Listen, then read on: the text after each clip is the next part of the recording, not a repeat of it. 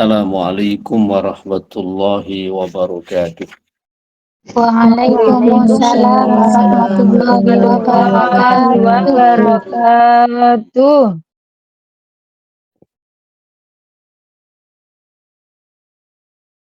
Alhamdulillahi rabbil alamin. Wa sallallahu wa sallama wa baraka ala qaidil ghurril muhajjalin sayyidina wa maulana Muhammadin wa ala alihi wa ashabihi wa tabi'in wa man tabi'ahum bi ihsanin ila yaumiddin. Subhanaka la ilma lana illa ma 'allamtana innaka antal alimul hakim. Subhanaka la fahma lana illa ma fahamtana innaka antal jawadul karim. Rabbana iftah bainana wa baina qaumina bil haqqi wa anta khairul fatihin. Bismillahirrahmanirrahim.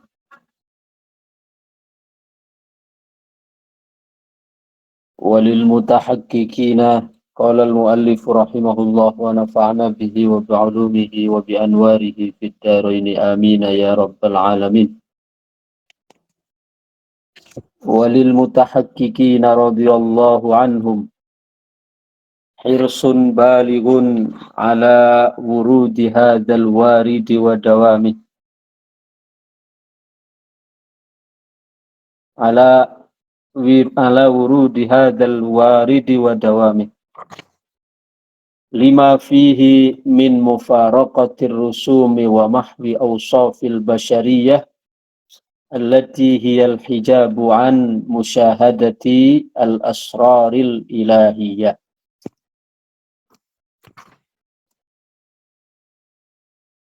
Dan bagi kalangan al-mutahakkikin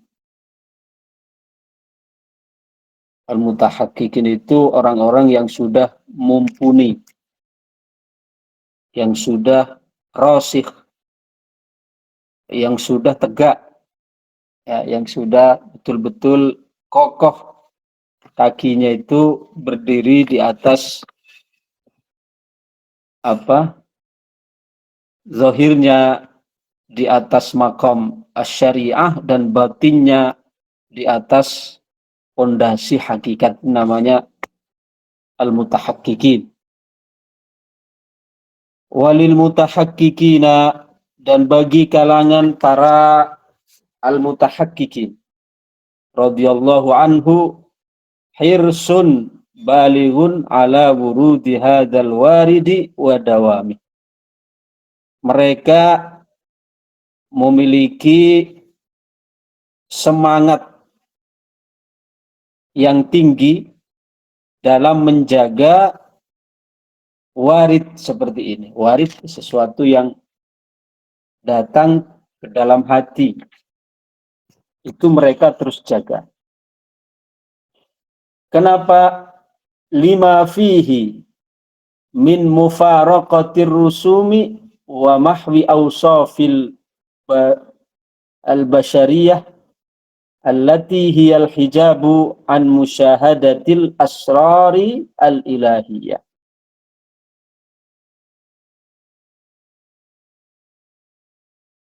Ulangi, bagi kalangan orang-orang yang sudah mutahakkikin, mereka sangat hati-hati terhadap datangnya warid seperti ini. Kenapa? Karena terkadang dapat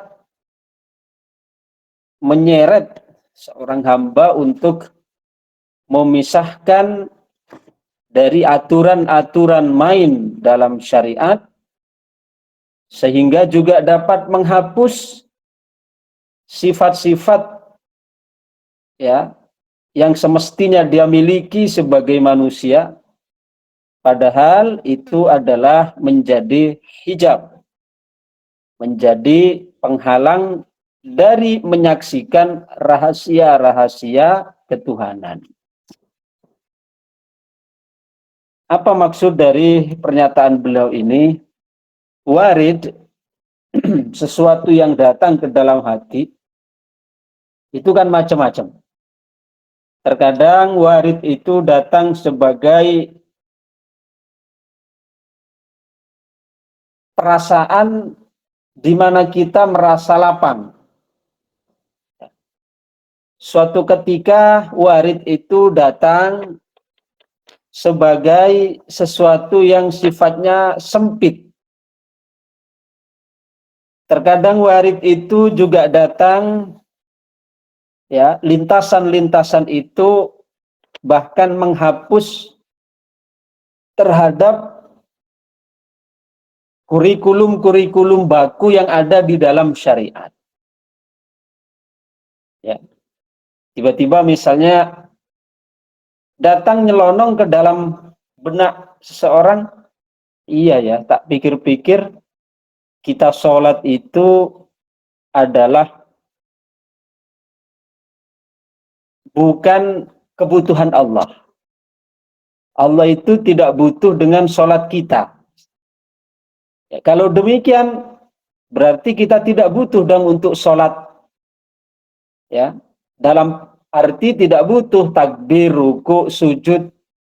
Toh itu pun sholat artinya atau substansinya adalah ingat.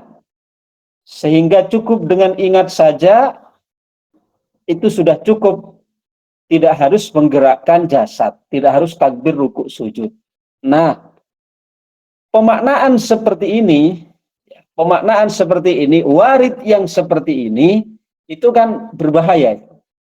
Kalau diikuti, itu akan menghapus atau akan menghilangkan aturan-aturan baku syariat yang diwajibkan kepada kita. Ini kenapa oleh para mutahaqqiqin warid itu betul-betul dikawal, betul-betul diperhatikan. Masuk dalam kategori warid yang mana yang datang itu. Kalau warid itu datang dalam bentuk yang tidak menyalahi syariat, nah itu mereka jaga, mereka pelihara. Tapi jika ternyata menabrak syariat yang sudah baku hukum Allah, maka mereka abaikan. Maka mereka orang-orang mutahaqqiqin betul-betul memperhatikan warid yang datang itu seperti apa. Karena jika tidak difilter, jika tidak diperhatikan, tidak dikawal, maka yang masuk itu akan menjadi liar dan terkadang menabrak aturan-aturan baku di dalam syariat.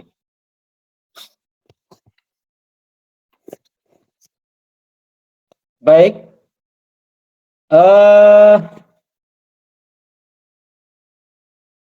Beberapa hari yang lalu, salah satu contoh ini, ada orang nelpon saya nangis-nangis karena punya menantu yang 9 bulan belakangan ini ada perubahan di dalam sudut pandang pada agama ini.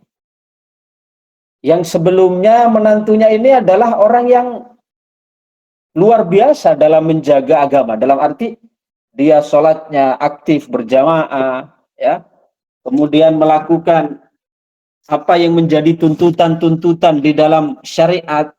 Dia orang yang sangat menjaga. Lalu tiba-tiba sekitar 9 bulan hingga sekarang itu mulai ada pergeseran. Mula-mula dia meninggalkan sholat Jumat. Padahal sebelum-sebelumnya orang yang sangat, ya, kalau pergi ke Jumat dia sangat disiplin.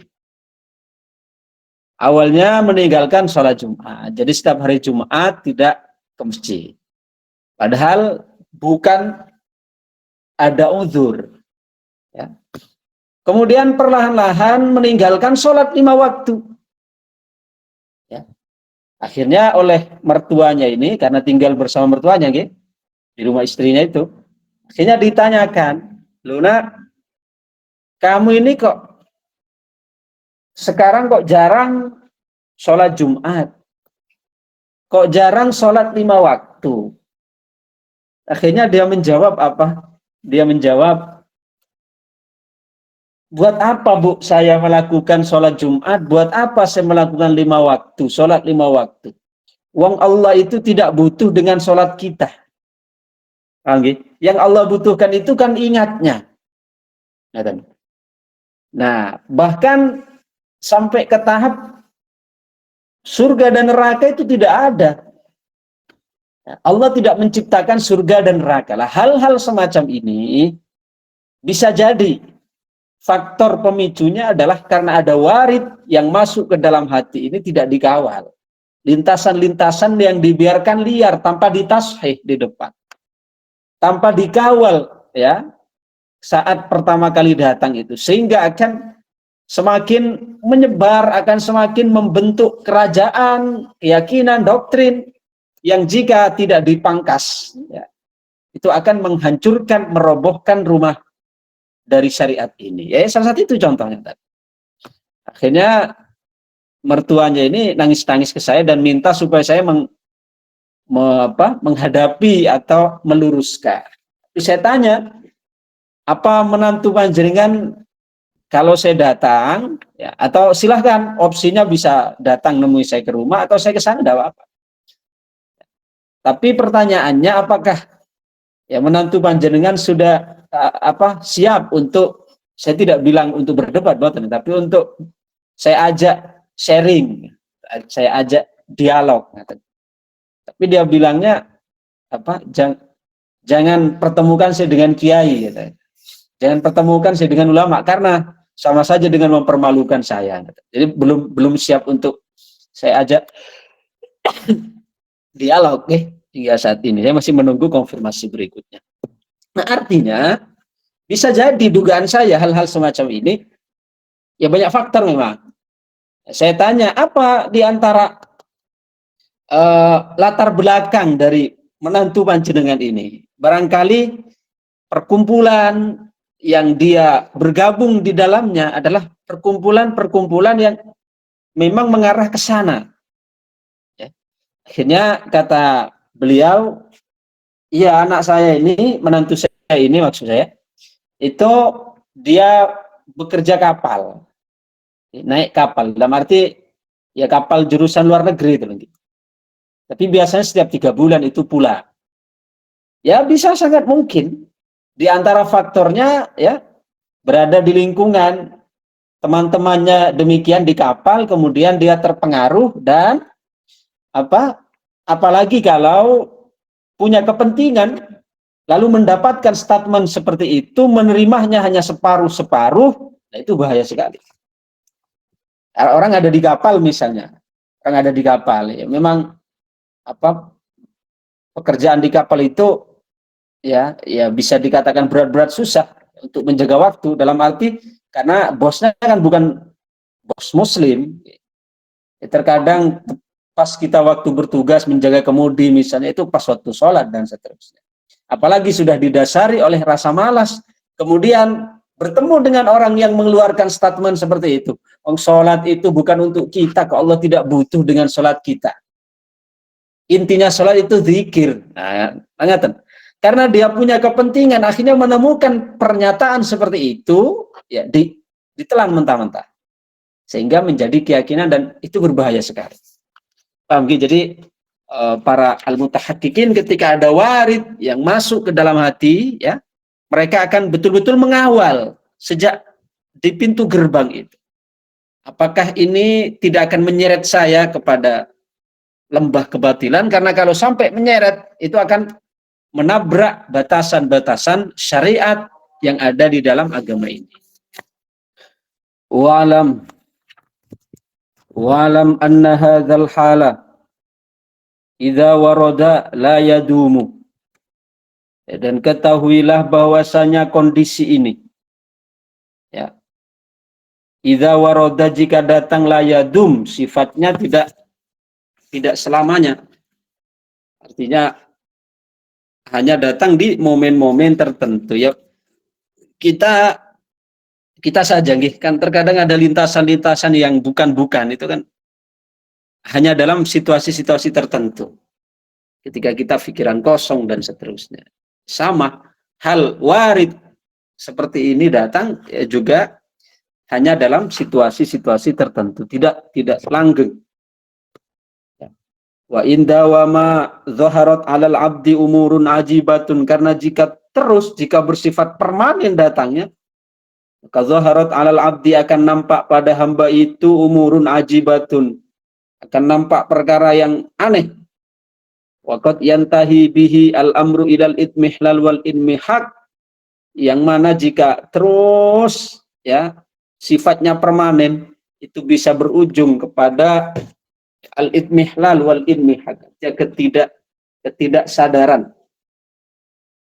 Wa huwa ikhtisasun ilahiyun yakhtassu Allahu bihi mayyasha, yang mana itu merupakan salah satu ikhtisas yang Allah khususkan pada orang-orang tertentu, la yudriku bil amani wa taswilatun nafs, yang tidak dapat diperoleh hanya dengan angan-angan atau kita buat-buat.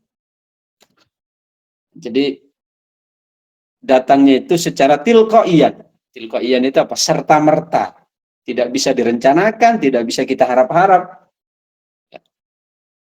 Maka ketika orang misalnya bilang ada warid datang, sholat itu ya, Allah itu tidak butuh sholat kita misalnya. Iya betul, Allah tidak butuh sholat kita. Tapi ingat, kita butuh Allah. Gitu loh. Karena sholat itu sebagai perwujudan dari rasa butuhnya kita kepada Allah. Kita tidak sholat berarti kan kita sombong. Tidak mengakui kebutuhan kita yang fakir, yang perlu terhadap Allah Subhanahu wa ta'ala. Nah, kalau orang mengatakan seperti itu, Allah tidak butuh sholat dengan kita. Kita lihat dulu halnya, keadaan dia. Apakah yang berkata demikian itu dalam keadaan apa? Maslubul aql. Maslubul aql itu akalnya memang ditarik oleh Allah, hanyut di dalam ya kecintaan yang dahsyat, yang deras kepada Allah. Ataukah dia ketika menyatakan seperti itu hanya merupakan satu merupakan satu pernyataan, statement yang hanya berniat untuk bermudah-mudah melonggarkan dalam syariat ini. Jadi untuk membedakannya apa? Perbedaannya itu adalah lihat akalnya dulu. Selagi akalnya masih berfungsi, ya, selagi dia mohon maaf melihat masih ya, melihat harta masih ada ketertarikan, matanya berwarna biru misalnya. Kemudian ada orang lewat cantik sedikit masih melirik, oh jangan. Itu tidak bisa. Jadi orang yang mengatakan seperti itu dan dibenarkan, orang yang memang akalnya ditarik oleh Allah, sudah tidak merasakan apapun, tidak ada keinginan-keinginan apapun dari keinginan duniawi ini secara total. Kalau seperti itu, ya ma'dzur. Ya, ma'dzur itu dalam arti dimaklumi karena dia akalnya ditarik oleh Allah untuk masuk ke dalam pusaran ya arus cinta yang tulus kepadanya. Tapi sekali lagi itu tidak bisa dibuat-buat. Ya. Kalaupun toh ada seperti yang terjadi pada Al-Hallaj, yang terjadi pada siapa? Abu Mansur, ya, dan seterusnya, itu adalah Abu Yazid Al-Bustami, karena itu mereka dalam keadaan ghaibah. Artinya mereka tidak sadar ketika mengatakan seperti itu, dalam keadaan maslubul aql. Sehingga mereka ma'dzur. Ya, sehingga mereka itu ma'dzur. Baik.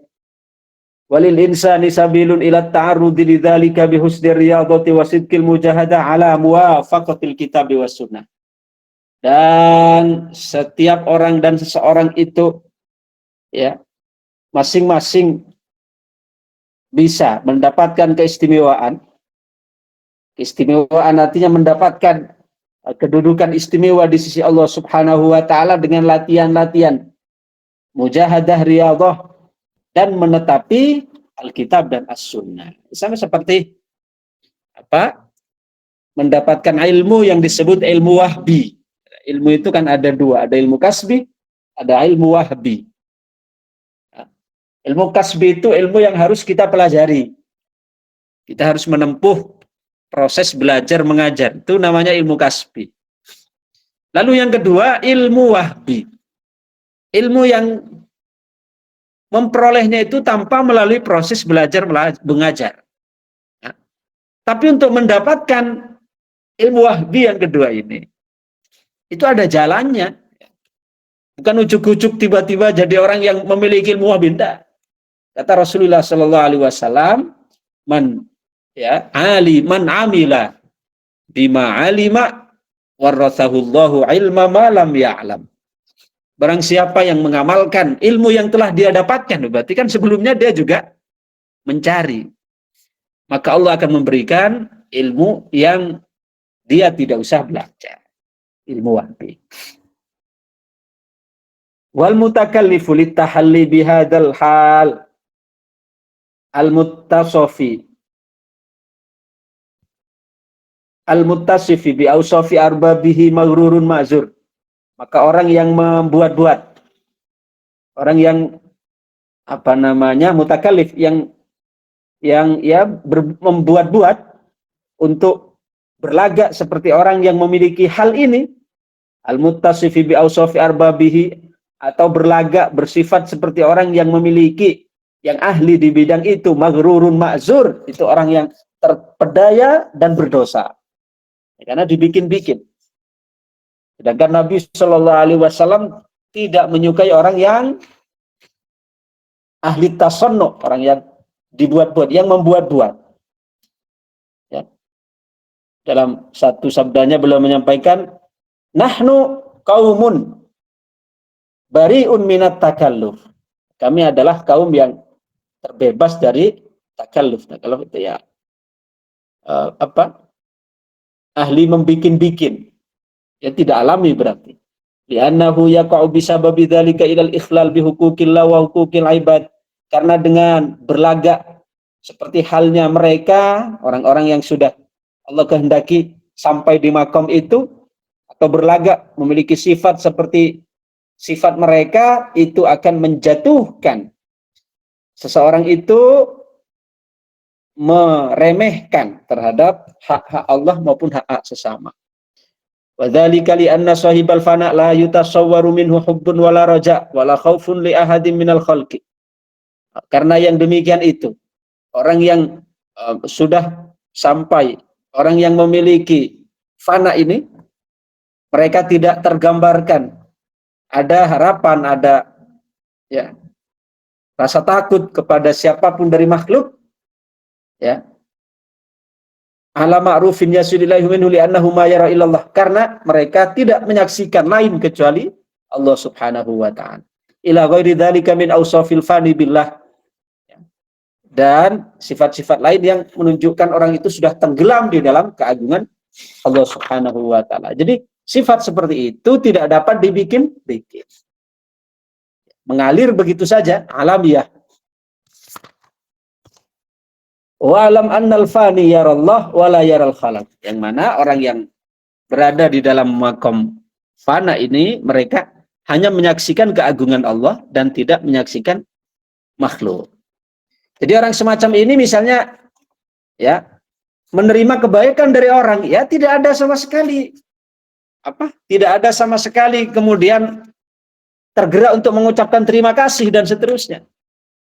Karena dia fana dalam Allah, dalam arti yang dia lihat pemberian itu adalah dari Allah Subhanahu wa ta'ala, tidak melihat berasal dari siapa. Paham? Itu makom fana namanya. Tapi lagi-lagi ini belum sempurna. Nanti setelah makom fana ini ada makom bako namanya. Makom bako itu di mana seorang ketika diberi oleh seorang misalnya, yang dia lihat memang pemberian itu dari Allah hakikatnya, kan Allah yang menggerakkan orang untuk memberi, kan? Tapi sebagai adab syariatnya, berterima kasih kepada yang menyampaikan.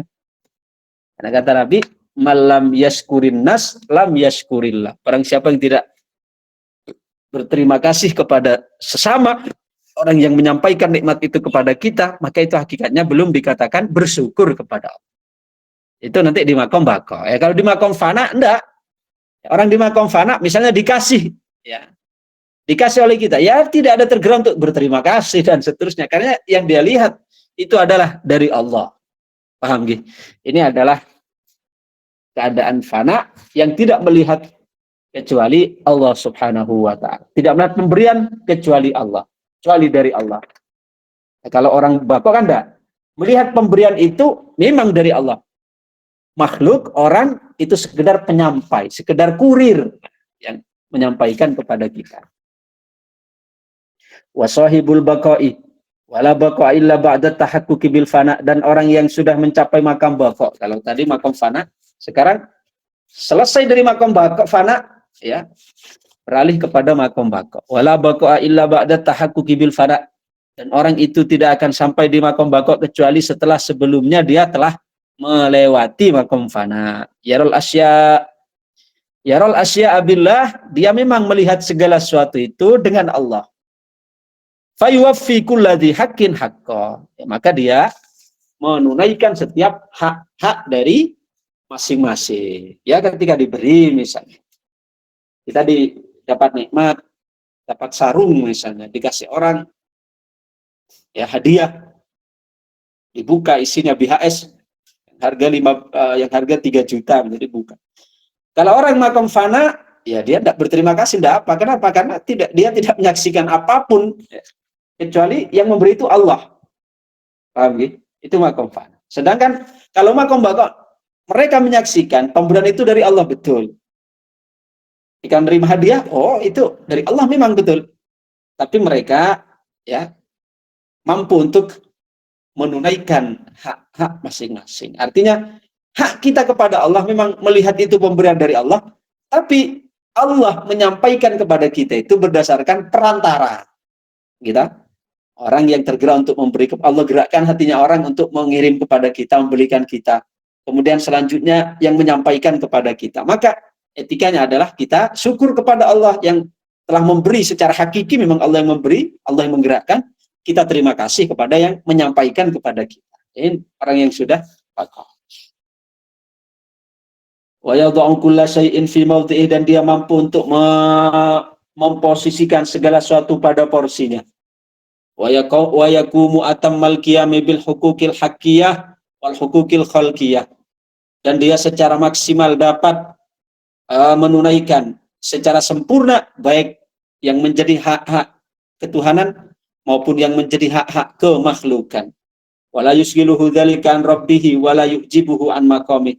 Namun demikian, walaupun dia di satu sisi sibuk dengan apa yang menjadi hak-hak ketuhanan, syukur kepada Allah, ya, dan hak-hak kemakhlukan, yaitu terima kasih kepada sesama, namun demikian sama sekali tidak menyibukkan, walaupun dia terlihat juga menunaikan hak-hak kemanusiaan, kemakhlukan yang berarti kita terima kasih dan seterusnya, namun sama sekali tidak melalaikan, tidak menyibukkan mereka dari Tuhannya, wala yufjibuhu an maqamih, dan tidak menghalangi mereka dari makomnya.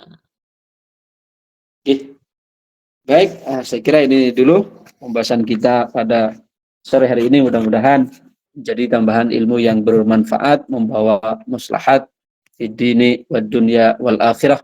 Amin amin ya rabbal alamin. Bisirril Fatihah. A'udzubillahi minasyaitonir A'udzubillahiminasyaitonirrajim. Bismillahirrahmanirrahim. Alhamdulillahirabbil alamin arrahmanir rahim maliki yaumiddin. Iyyaka na'budu wa iyyaka nasta'in. Ihdinas siratal mustaqim. Siratal ladzina an'amta 'alaihim ghairil maghdubi 'alaihim waladdallin. Rabbil alamin wal mu'minin ya rabbal alamin.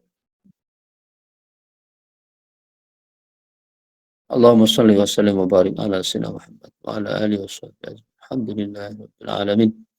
Hamdi yafina ma huwa yukafi masjidah ya rabbana lakal hamdu kama yanbaghi li jalali wajhika wa 'azimi sultanik. Allahumma salli salatan taftahu lana bi abwabi ridha wa taysir wa ta'liqu bi anna kulli syarri wa ta'sir wa tahabbu lana rizqal malal katsir wa kulana bi awliya wa nasr ya nabi. Allahumma salli ala sayyidina Muhammad al-hadi ila tariqil millah. Allahumma salli wa sallim alaihi wa ala alihi. Isrif anna kulla maradin wa ala min wajh. Rabbana atina hasanah fil akhirati hasanah wa qina adzabannar. Sallallahu alaihi wasallam. Assalamun alal mursalin. Alhamdulillahi rabbil alamin. Al-Fatihah. أعوذ بالله من أعوذ الشيطان بالله من الشيطان الرجيم بسم الله الرحمن الرحيم الحمد لله رب العالمين الرحمن الرحيم مالك يوم الدين إياك نعبد وإياك نستعين اهدنا صراط الذين أنعمت عليهم غير المغضوب عليهم ولا فاغفر لي الضالين ولوالدي آمين يا رب العالمين. Oke, terima kasih. Assalamualaikum warahmatullahi wabarakatuh. Waalaikumsalam Waalaikumsalam warahmatullahi wabarakatuh.